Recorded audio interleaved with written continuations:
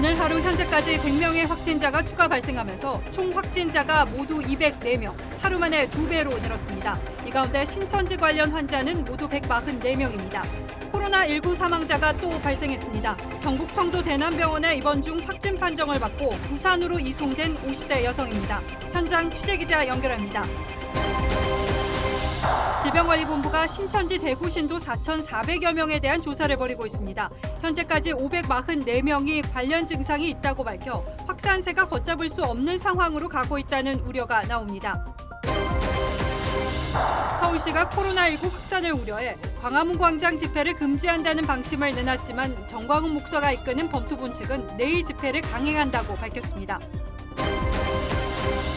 한국인 입국을 제한하는 국가가 증가하고 있습니다. 투르크메니스탄은 한국인 입국 즉시 증세가 없어도 병원으로 격리 조치하겠다는 입장입니다.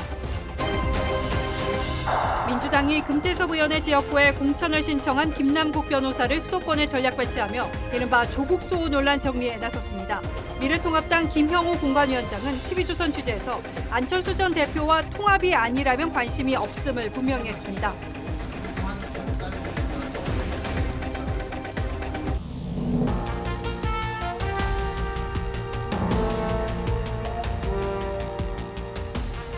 여러분 안녕하십니까? 뉴스9의 신동욱입니다. 코로나19 환자 수가 하루에 2배씩 늘고 있습니다. 오늘 다시 100명이 늘어서 전체 확진자 수는 204명이 됐습니다. 어제 숨진 청도 대남병원 환자의 사망 원인도 코로나19 때문으로 확인됐습니다. 환자가 집중적으로 발생하고 있는 대구는 사실상 패닉 상태에 빠졌고 청도 대남병원에서는 의료진 집단 감염도 시작됐습니다. 자, 그런데 지금 막 또 한 명의 사망자가 발생했다는 소식이 들어왔습니다. 그래서 먼저 취재기자를 전화로 연결하겠습니다. 신원석 기자 전해주시죠. 네, 사망한 확진자는 경북 청도 대남병원 입원 환자로 50대 여성으로 알려졌습니다. 청도 대남병원에 입원 중 오늘 확진 판정을 받고 오후 5시 20분쯤 부산대 병원으로 이송됐는데요. 병원 도착 직후 상태가 좋지 않아 심폐소생술을 실시했지만 오후 6시쯤 사망한 것으로 전해졌습니다. 아직까지 질병관리본부에선 공식 확인은 되지 않은 상태입니다. 청도 대남병원 확진자들 가운데 일부는 폐렴으로 진행돼 중증 상태인 것으로 전해져 우려가 커지고 있습니다. 이런 가운데 부산시는 10대 남성과 50대 여성 모두 2명이 6시 반 양성 판정을 받았다고 밝혔습니다. 남성 확진자는 2001년생으로 두통으로 대동병원 선별진료소를, 또 여성 확진자는 63년생으로 오한 증세 때문에 해운대 백병원 선별진료소를 찾아 검사를 받았습니다. 부산시에서 코로나19 확진자가 확인된 것은 이번이 처음입니다. 지금까지 사회정책부에서 전해드렸습니다.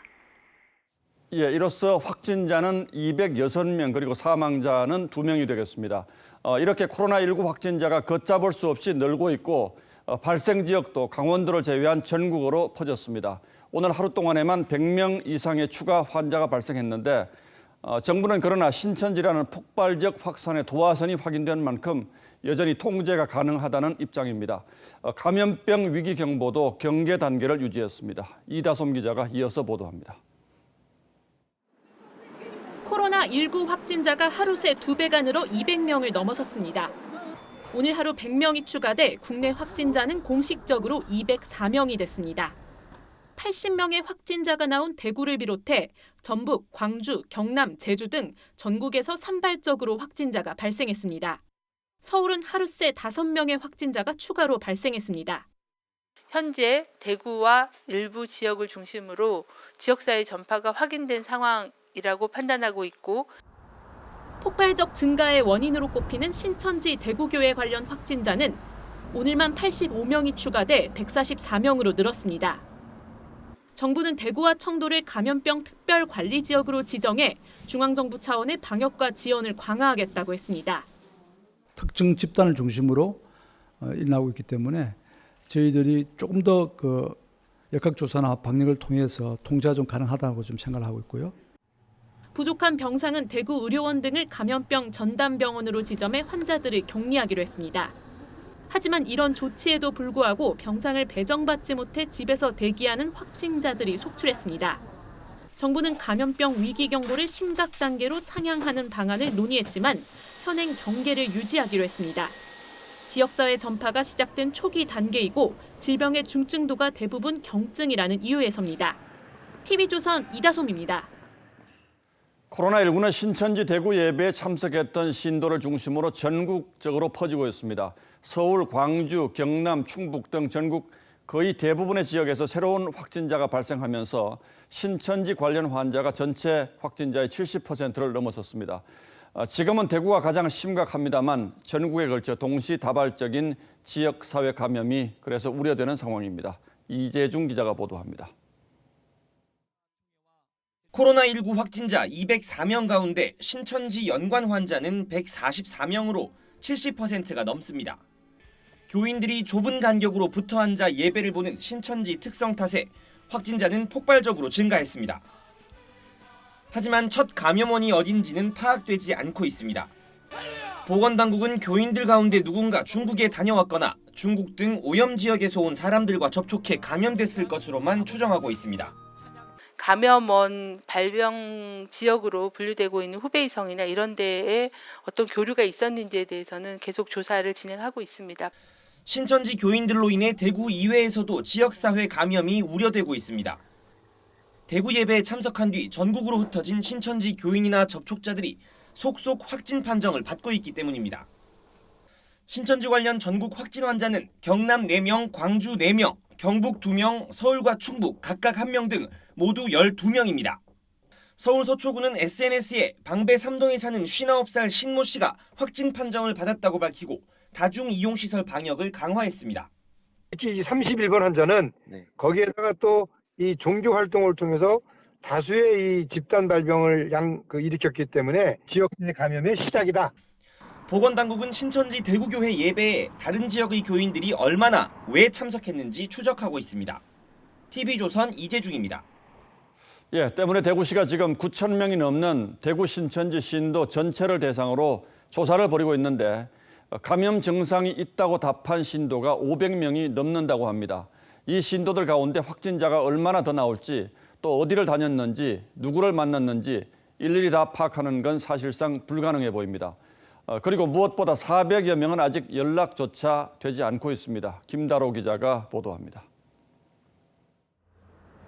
방문자 출입이 전면 통제된 신천지 대구교회 맞은편 건물입니다. 건물에는 신천지 교회 방문자들은 출입하지 말아달라는 팻말을 붙였습니다. 신천지 대구교회는 전체 신도가 9천 명에 이릅니다. 대구시가 이틀째 신천지 대구교회 신도 4,475명을 조사했는데 이 가운데 12.1%인 544명이 감염 증상이 있다고 답했습니다.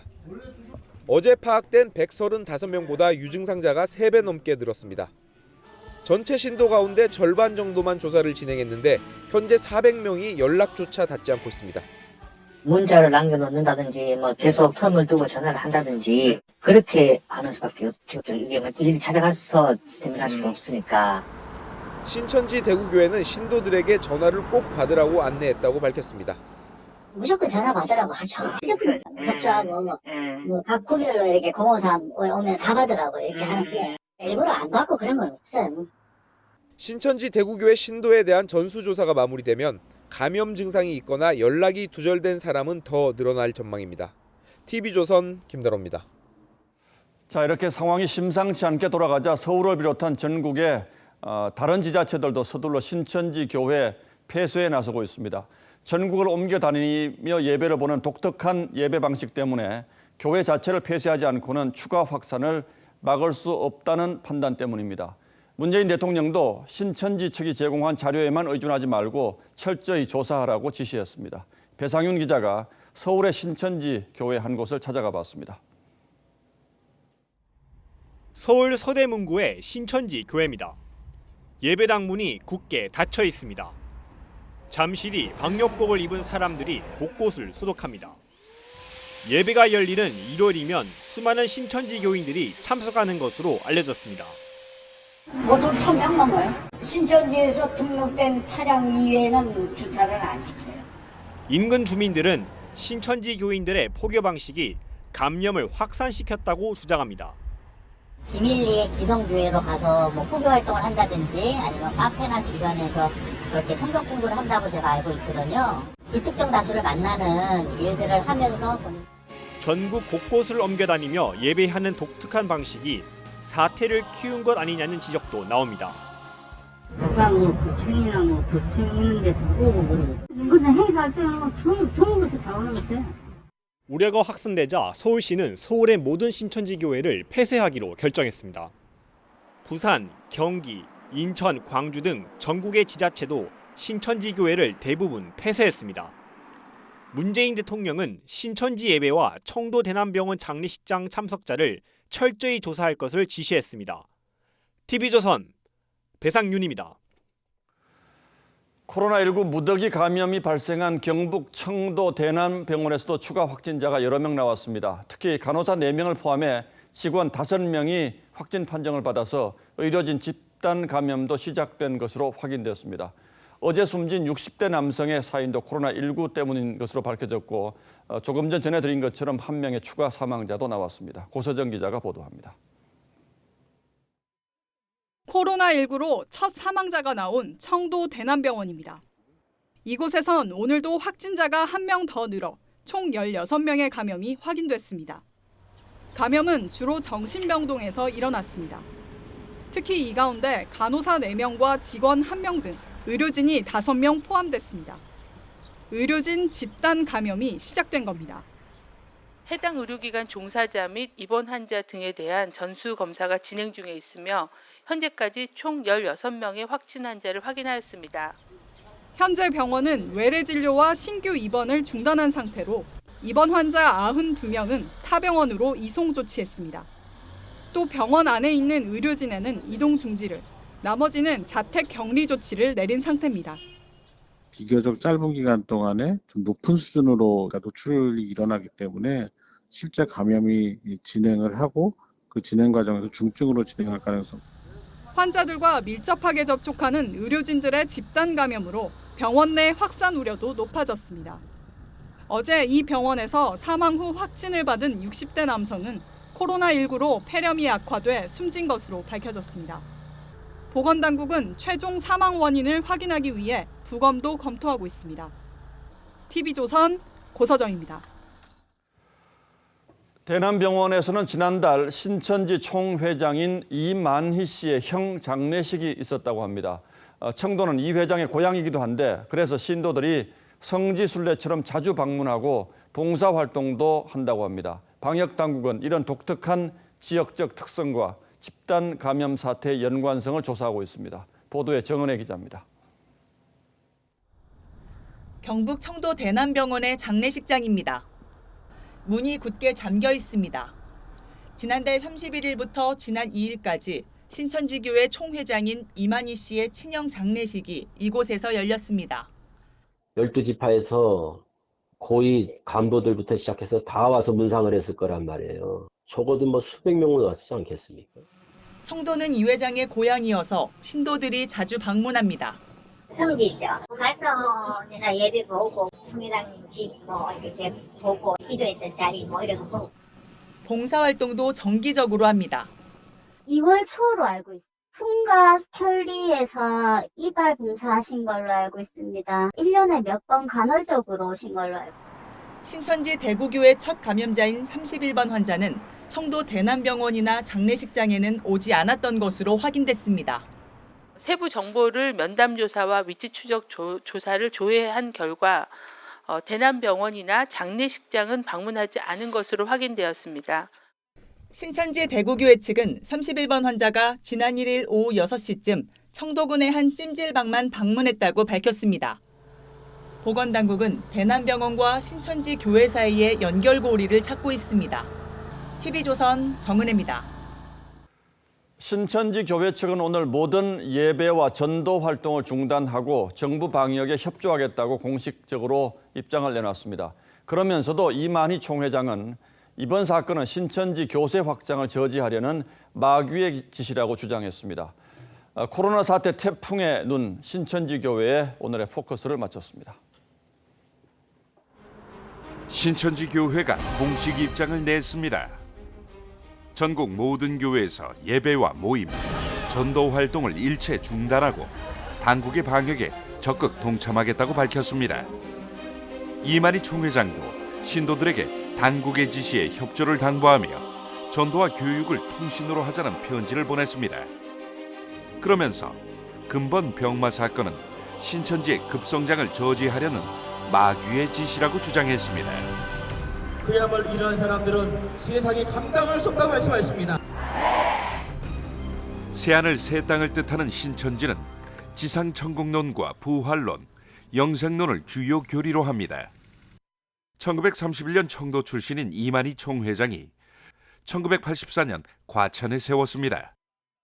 하지만 포교 방식 등이 논란이 돼 1995년 이후 기성교단으로부터 이단 판정을 받아왔습니다. 교인들은 대규모 도심 집회 등을 통해 이단 규정에 반발합니다. 한기총은 해체하라! 해체하라! 해체하라! 과천과 대구 등 전국 12개 지부에 72개 교회를 둔 신천지의 교인은 30만 명으로 추산됩니다. 교회 밖의 소모임 활동도 활발해 감염 확산 우려가 더욱 커집니다. 예비가 끝난 후에도 구역 모임이나 지역 모임을 합니다. 또 거기서 감염 우려도 있는 거잖아요. 또 특이한 내부 문화가 정확한 사태 파악을 어렵게 한다는 지적도 나옵니다. 가족들이 그 가족 중에 하나가 신천지에 빠졌다는 사실을 알고 있는 경우가 20-30%도 안 됩니다. 확진자 폭증의 진원지인 신천지를 향해 투명한 정보 공개를 요구하는 목소리가 커집니다. 방역 당국의 통제를 벗어나면 감당할 수 없는 후과를 초래할 수밖에 없기 때문임을 명심하시기 바랍니다.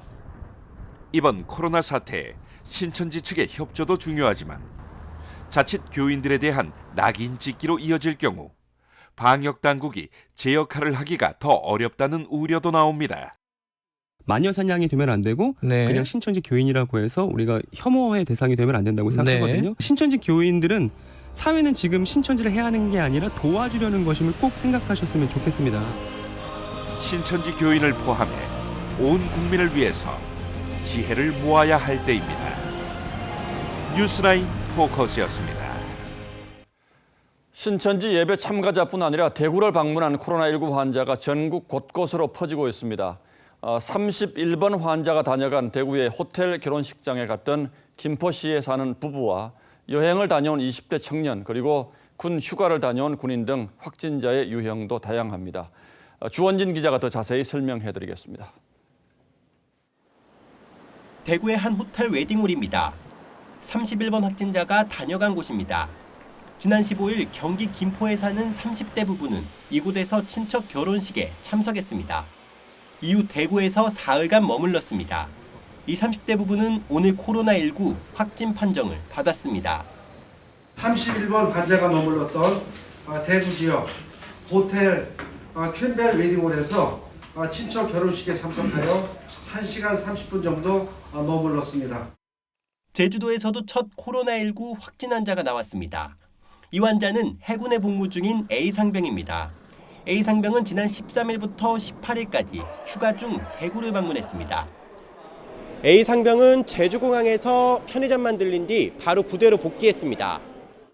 확진자가 탑승했던 항공편에 대해서도 명단을 모두 파악하고 항공기 소독 및 밀접 접촉자에 대한 자가격리 조치도 완료한 상태입니다. 충북 증평군과 충남 계룡시에서 근무하는 군 간부 2명도 확진 판정을 받았습니다. 이들 역시 대구를 다녀온 것으로 확인됐습니다. 대구 여행을 다녀왔다 어제 확진 판정을 받은 전북의 28살 청년, 이 청년과 접촉을 한 직장 동료도 오늘 확진자에 포함됐습니다. 지금까지 126명의 확진자가 나온 대구. 이곳을 방문한 뒤 확진 판정을 받는 시민들이 전국 곳곳에서 나오고 있습니다. TV조선 주원진입니다. 대구에서는 오늘 하루에만 80명이 추가 확진 판정을 받았습니다. 불안한 시민들이 밖으로 나오지 않아서 도심 거리가 텅 비다시피 했고 백화점, 대형 마트가 줄줄이 문을 닫고 있습니다. 법원도 문을 닫았습니다. 정부는 대구와 경북, 청도를 감염병 특별관리지역으로 지정했습니다. 이심철 기자입니다. 대구 동성로입니다. 외출한 시민들은 모두 마스크를 썼고 휴대폰을 만질 때도 손에 낀 장갑을 벗지 않습니다. 사람들 다 마스크 끼고 아까 지나와서 봤는데 그 라텍스 장갑 낀 사람까지 있더라고요. 항상 인파가 북적였던 대구 동성로는 오가는 시민을 손에 꼽을 정도로 인적이 줄었습니다. 확진자가 다녀간 백화점도 대형마트는 모두 문을 닫았습니다. 지하철역 지하상가나 전통시장도 손님이 뚝 끊겼습니다. 대구지법은 다음 주부터 2주 동안 특별 휴정을 결정했습니다. 시내 중심인데도 이렇게 사람 없는 거 되게 체감이 되고 활동해야 되는 걸 해야 돼가지고 최대한 뭐 마스크 끼고 손 씻는 방향으로 기본적인 거 지키면서. 정부는 대구와 경북 청도를 감염병 특별관리지역으로 선포하고 민간 의료기관 4곳과 공중보건 전문의 24명을 추가 투입했습니다. 정부는 대구 경북 지역에 급증하는 확진자를 관리할 병원 시설이 부족한 점을 고려해 감염병 전담 병원에 입원한 일반 환자를 다른 병원으로 옮기고 확진자만 입원시키기로 했습니다. TV조선 이심철입니다. 보신 것처럼 환자 수가 폭증하면서 지금이라도 전면적인 중국인 입국 금지 조치를 취해야 한다는 주장이 많습니다. 전면 금지 조치를 취한 나라와 우리처럼 그렇지 않은 나라 사이에 확산세가 눈에 띄게 차이가 나기 때문인데 어떻게 하는 것이 좋은 것인지 구체적으로 좀 따져보겠습니다. 자, 강동원 기자. 예. 러시아도 중국인 입국을 금지하기 시작했군요. 예, 그렇습니다. 이 러시아인들은 이 중국인들의 입국과 비자 발급을 일시적으로 중단하기로 했습니다. 북한은 이미 오래전에 이런 조치를 취했죠. 예, 맞습니다. 이 북한은 이미 지난달부터 이 중국인은 물론 중국을 방문한 모든 외국인의 입국을 금지하고 있습니다. 자, 그런데 러시아와 북한에서는 그동안 이 확진자가 얼마나 나왔습니까? 예, 러시아 같은 경우에는요, 이 자국에서 이 확인된 코로나19 확진자가 이 중국인 2명, 그리고 일본 크루즈선에서 탑승했던 러시아 부부 2명, 총 4명밖에 없습니다. 예. 북한의 경우는요, 한 명도 없다 이렇게 주장을 하고 있고요. 선제적인 조치라고 할 수가 있겠죠. 자, 우리나라는 지금 후베이 성에서의 입국만을 제한하고 있고 이 한국 지역사회는 코로나19에 뚫린 상황입니다. 코로나19의 감염원 유입을 제때 막지 못하면서 이 방역의 골든타임을 놓친 셈이라고 할 수 있습니다. 야당은 물론이고 의사협회 같은 전문가 집단도 이미 오래전에 전면적인 중국인 입국 금지 조치를 취해야 한다 이렇게 주장을 했고 예. 또 국민청원에도 뭐 벌써 수십만 명이 서명을 했다고 하는데 예. 정부가 주저하는 이유는 뭘까요? 사실 중국인 입국 전면 금지 조치는요, 이 최전선에서 방역을 담당하고 있는 질병관리본부가 원하고 있는 것이기도 합니다. 들어보시죠. 방역하는 입장에서는 누구래도 고위험군이 덜 들어오는 게 좋은 거는 당연합니다. 하지만 이제 다른 부분들을 고려를 해서 정부 차원에서 입장을 정리한 바가 있고요. 예, 이 질병관리본부장이 이야기하는 다른 부분들, 이 결국 중국과의 외교를 고려한 걸로 보이는데 일각에서는 이 시진핑 주석의 방안 때문에 눈치를 보는 것 아니냐는 지적이 나오고 있습니다. 예. 보시죠. 문제점이 있다는 걸 알고 있음에도 불구하고 정치적인 목적과 이런 것 때문에 훼손한 거죠. 국민의 건강과 공중보건을 희생한 거예요. 자, 다만 중국이 우리나라의 제1교육국임을 감안한 이 경제적인 이유라는 지적도 있긴 합니다. 외국인 출입국 관리 주무장관인 추미애 법무장관이 미국의 조치를 두고 정치 외교적 문제만 고려한 조치다 이렇게 얘기했죠? 예, 맞습니다. 이 연말 대선을 앞두고 미국이 이 중국인 입국 전면 금지를 정치적으로 이용하고 있다 이런 뜻이었습니다. 그러니까 정치 외교적 문제 때문에 중국인 전면 출입 금지 조치를 취하는 것은 문제가 좀 있다 이런 뉘앙스군요. 예, 맞습니다. 현재 중국인의 입국을 거부하고 있는 나라는요, 이 미국과 러시아, 북한을 포함해서 이 전 세계 41개국입니다. 이 41개국이 전부 정치적인 이유 때문에 중국인의 입국을 거부했다고 보기엔 무리가 있겠죠. 자, 그래서 미국이 아니라 우리나라나 일본 같이 전면적인 금지 조치를 취하지 못하고 있는 것이 오히려 정치적 이유 때문이라는 해석이 많습니다. 문재인 대통령이 시진핑 주석에게 전화를 걸어서 중국의 어려움이 우리의 어려움이다 이렇게 얘기를 했다고 하는데 지금 이 상황에서 국민들이 어떻게 해석할지는 좀 의문이 있군요. 예, 강동원 기자 잘 들었습니다.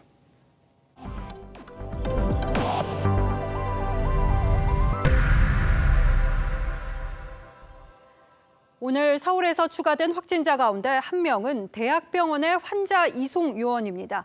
이 직원이 말 그대로 환자를 이송하는 업무를 하다 보니까 접촉한 환자 수만 200명이 넘습니다.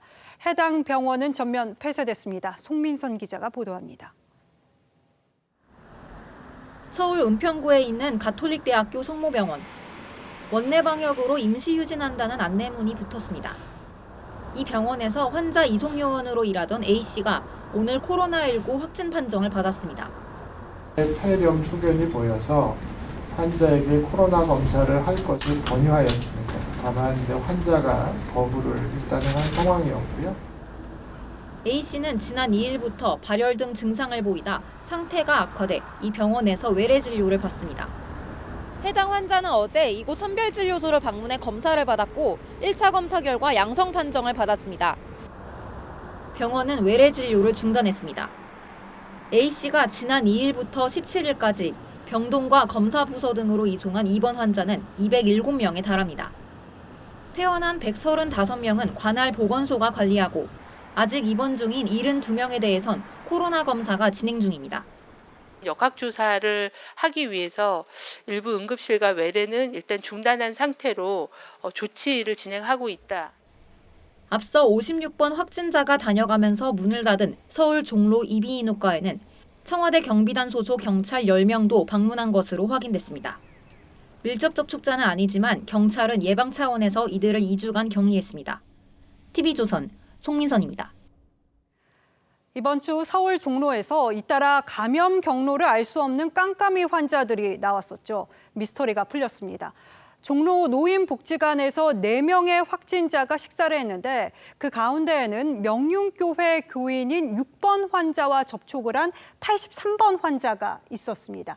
결과적으로 이 83번 환자를 매개로 명륜교회 그리고 노인복지관에서 집단 발병이 이어진 겁니다. 확진자 접촉이 몇 단계씩 이어진 4차, 5차 감염 사례가 나온 겁니다. 정준영 기자가 전후 상황을 자세히 설명합니다. 지난 1일부터 휴관한 서울 종로의 한 노인복지관. 코로나19 감염 확산을 막기 위해서였지만 29번과 56번, 136번 등 확진자가 속속 발생했습니다. 해외여행 이력과 확진자와 접촉한 사실도 없었습니다. 미궁에 빠진 감염 경로는 보건당국의 추적 결과 83번 확진자가 연결고리였습니다. 이 환자는 지난달 26일 명륜교회에 있었는데 이때 6번 환자와 접촉이 있었던 겁니다. 이후 83번 환자는 다른 확진자들과 접촉했습니다. 종로구 확진자 가운데 4명이 지난달 말 같은 시간대에 이 복지관의 식당을 2-3차례 이용한 것으로 확인됐습니다. 83번이 지난달 28일부터 31일 사이 복지관 식당에서 밥을 먹으며 29번과 56번, 136번 환자가 감염된 겁니다. 29번과 136번은 각각 배우자인 30번과 112번에게 바이러스를 옮겼습니다. 6번 환자 역학조사 당시 83번 환자는 접촉자로 분류되지 않았습니다. 현재 83번 환자분께서는 국가 지정 격리 병상에 입원하셔서 다른 검사들을 시행을 하셨는데 폐렴 소견이 있으셨던 걸로 확인을 하고 있습니다. 질병관리본부는 해당 복지관을 집단 발병 지역으로 설정하는 방안을 검토하고 있습니다. TV조선 정준영입니다.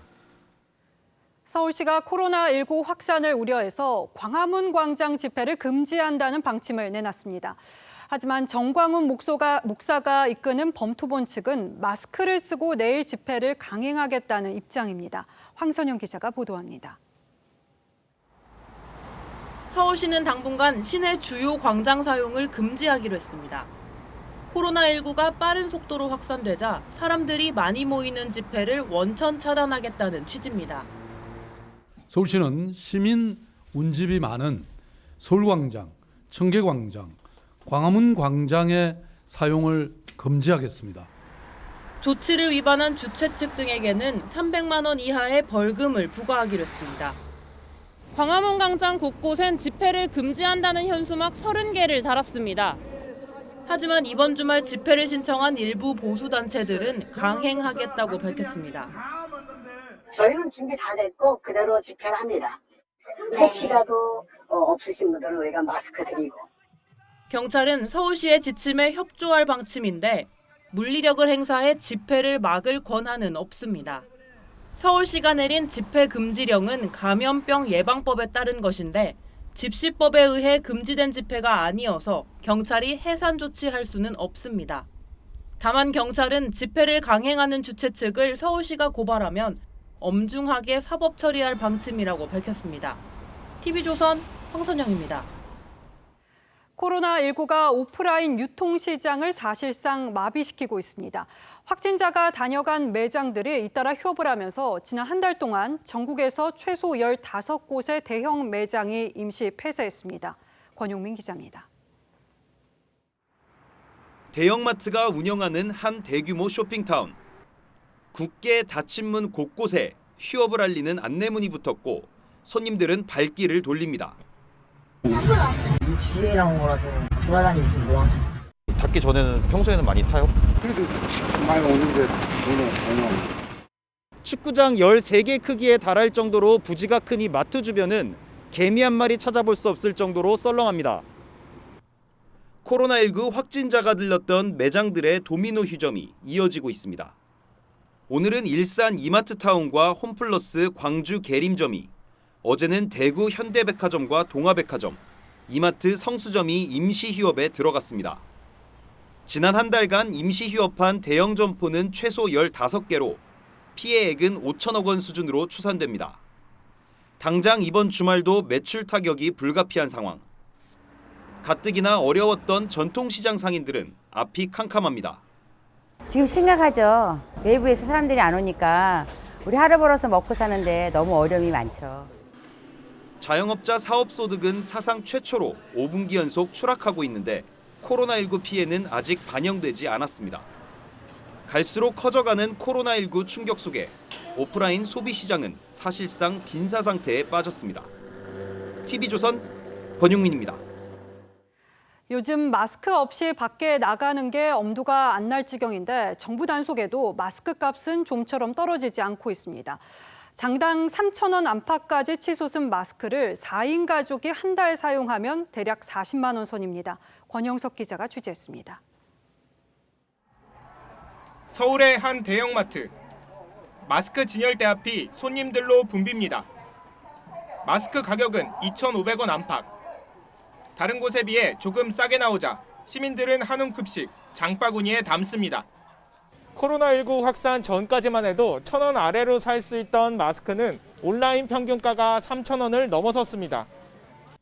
한 시민단체 조사에 따르면 4인 가족이 하루 하나씩 KF94 마스크를 사용하면 한 달 마스크 값만 38만 원이 나옵니다. 한 개당 3,000원, 4,000원짜리니까 15,000원이 하루에 나간다고 봤을 때 뭐 한 거의 한 20만 원 이상은 나간다고 봐야 돼요, 한 달에. 식약처와 공정위는 지난달 31일부터 합동 단속반을 운영하고 있습니다.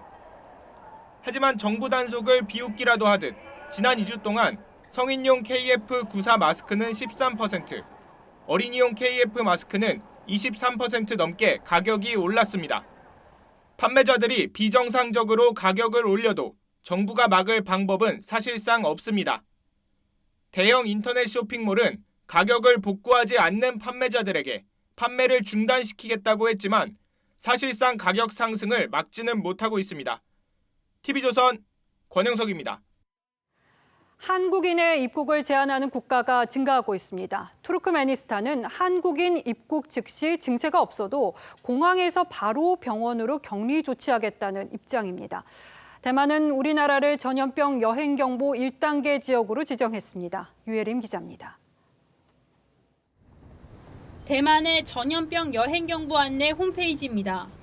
총 3단계 경보 중 1단계에 일본, 태국과 함께 우리나라가 표시되어 있습니다. 1단계는 감시 단계로 현지 예방 수칙을 따르도록 권고됩니다. 3단계가 되면 불필요한 여행을 피해야 합니다. 대만은 서울에서 코로나19 발병 건수가 급증했고 70%는 지역에서 감염된 것으로 의심된다고 배경을 설명했습니다. 한국인 입국자에게 엄격한 규정을 적용하는 국가도 늘었습니다. 투르크메니스탄은 증세 없이도 병원에 격리하고 키리바시는 건강 상태에 따라 추방할 수 있도록 했습니다. 카자흐스탄은 24일간 상태를 관찰합니다. 우리나라 확진자는 200명을 넘어 일본의 크루즈선 감염자 제외 확진자 100여 명을 훨씬 넘었습니다. 미국 질병통제예방센터는 한국을 지역사회 확산 국가에 추가했는데 확진자가 더 늘 경우 여행주의 국가로 상향 조정할 가능성이 큽니다.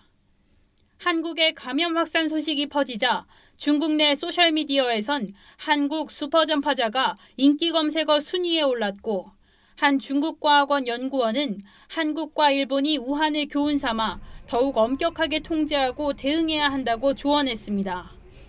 산둥성 한 교도소에서 207명을 비롯해 중국 내 교도소에서 총 512명이 확진 판정을 받아 집단 수용시설 방역에 비상이 걸렸습니다. TV조선 유혜림입니다.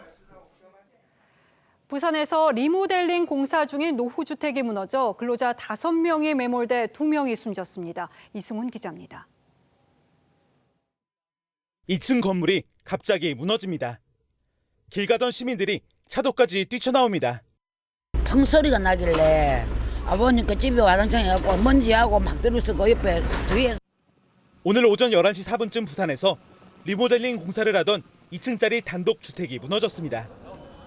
이 사고로 건물 1층에서 공사를 하던 근로자 5명이 매몰됐습니다. 구조대가 잔해 사이로 기어들어가 매몰자를 구조했지만 75살 김모 씨 등 2명이 숨지고 3명이 크게 다쳤습니다. 네 번째 구조되신 분들. 그래서 이제 저희들이 실체 정보도 없고 그렇기 때문에 중장비를 걷어내면서.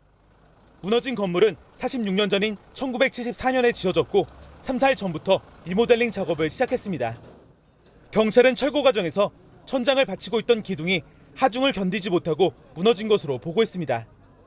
확인 다 하고 그래가지고 더 수사 들어가야 되고 며칠 뒤에 감식을 회복하고 난 뒤에 해야 되거든요. 경찰은 리모델링 공사 과정에서 부실 시공이나 불법 행위가 있었는지도 조사할 방침입니다. TV조선 이승훈입니다. 예, 다음 뉴스입니다. 미래통합당이 인천의 윤상현, 서울의 이해훈, 이현재 의원 등 무게감이 상당한 3명의 현역 의원들을 공천해서 배제했습니다. 야권 우세 지역으로 분류되는 강남, 서초, 송파 등 서울 강남 3구의 현역 의원 대부분을 물갈이했고 특히 강남은 가벌병 모두 전략 공천을 하기로 했습니다. 이채림 기자가 보도합니다. 미래통합당 공천관리위가 각각 3선인 서울 서초갑의 이해훈 의원과 인천 미추홀의 윤상현 의원을 컷오프했습니다.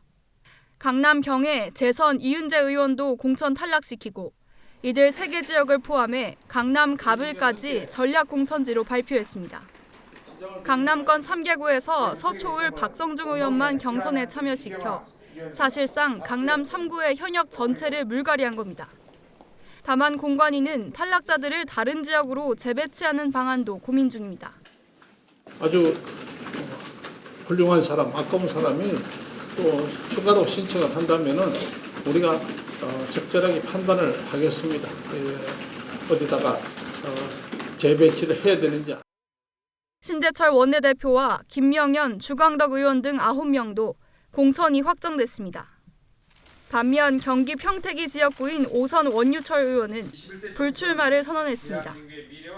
세부수당 출신 중에는 이해훈 의원을 제외한 지상욱 의원과 오신환 의원이 현재 지역구인 서울 중구 성동구을과 관악을에 각각 단수 추천을 받았습니다.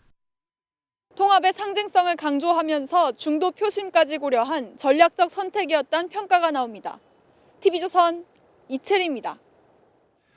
김영호 미래통합당 공천관리위원장이 안철수 전 대표 측과의 선거 연대는 고려하지 않는다라는 입장을 가진 것으로 저희 취재 결과 확인됐습니다.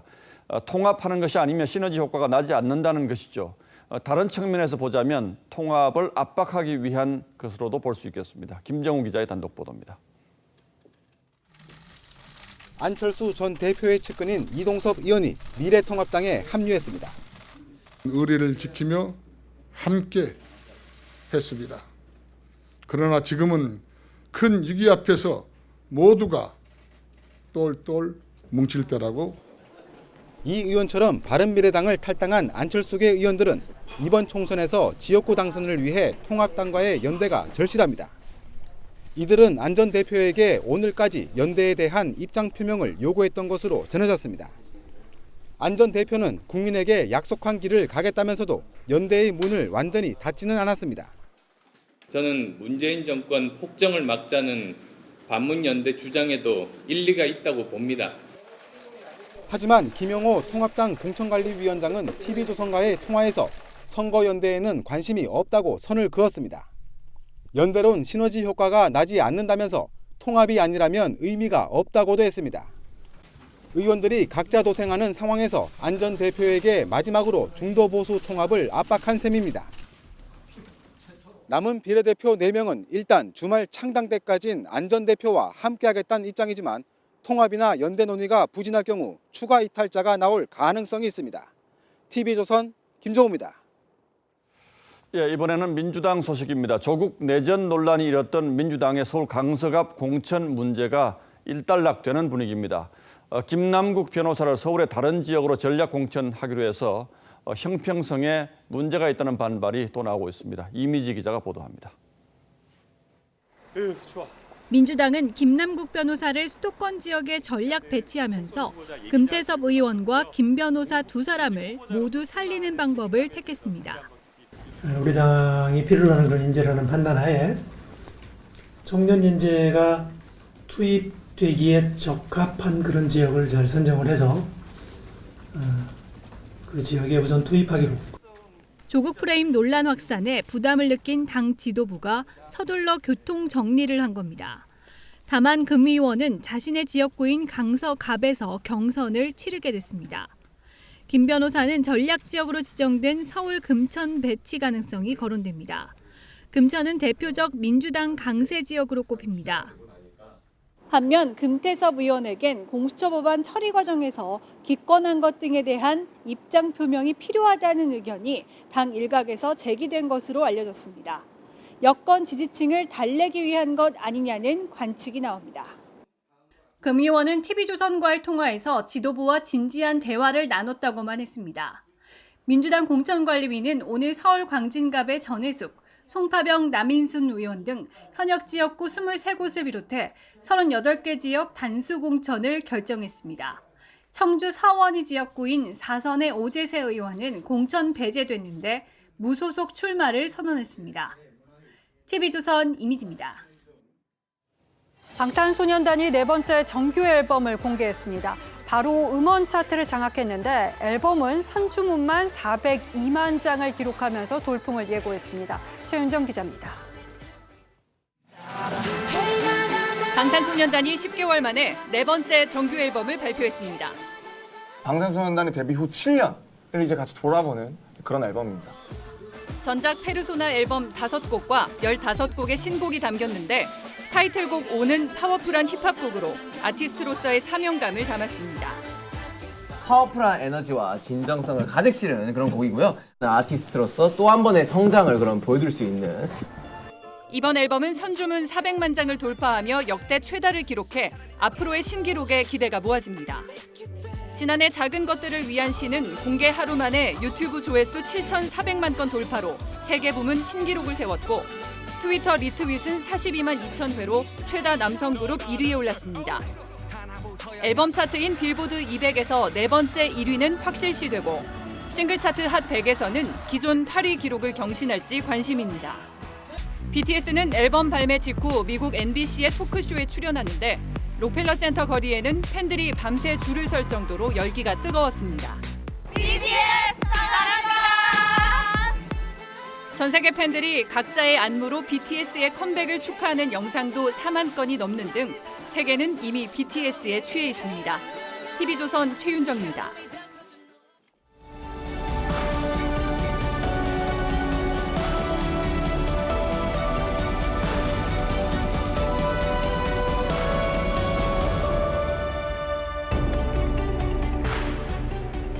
소복 입은 여자가 상주보다 더 슬피 웁니다. 어깨 들먹이며 구걸합니다. 초상집에 곡소리가 끊기지 않도록 대신 울어주던 곡비입니다. 시인은 이 옛 곡비에서 자신의 전생을 봅니다. 아이고 아이고 진양조 단조로 어순한 상가 분위기 휘어잡는 저 여자. 울음을 웃음처럼 갖고 노는 내 전생의 저 여자. 맞습니다. 시인은 이 시대의 곡비입니다. 무사람을 대신해서 아픔과 슬픔, 절망과 좌절을 곡진하게 울어주며 위로합니다. 나라와 사회 지도자 역시 다르지 않습니다. 그런데 일생에 한 번 있는 순간이라며 터키의 최고급 식당에서 스테이크를 대접받는 이 남자, 마두로 베네수엘라 대통령입니다. 굶주리다 못해 쓰레기통을 뒤지는 국민 눈에 이 장면이 어떻게 비쳤겠습니까? 우리도 나라의 일이 닥칠 때마다 고위공직자의 골프가 문제되곤 했습니다. 노무현 정부 때 이해찬 총리가 철도 파업이 시작된 3일절에 내기 골프를 했다가 물러났던 게 대표적이죠. 대통령이 어제 봉준호 감독을 비롯한 영화 기생충 팀을 초대해 2시간가량 점심을 함께했습니다. 당연히 축하 또 격려할 일이고 그래서 분위기도 화기애애할 수밖에 없었을 겁니다. 그런데도 대통령 내외의 파한대소를 보는 마음이 그리 편치 않았던 것은 왜였을까요?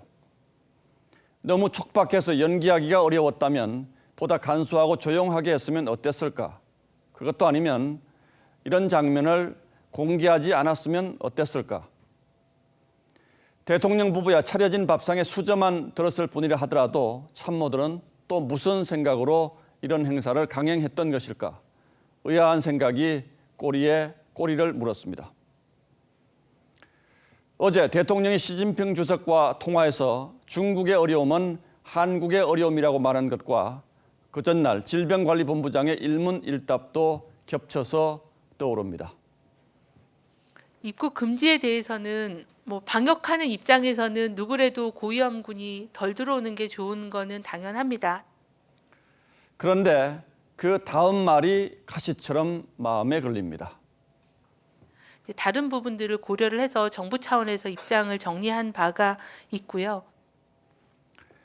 누울 자리 봐가며 발을 뻗으라는 게 우리 조상들의 가르침입니다. 모든 일에는 적절한 때와 장소가 있는 법이고 국가 재난 상황에는 더더욱 세심한 배려와 공감이 필요하겠죠. 2월 21일 앵커의 시선은 파한대소였습니다.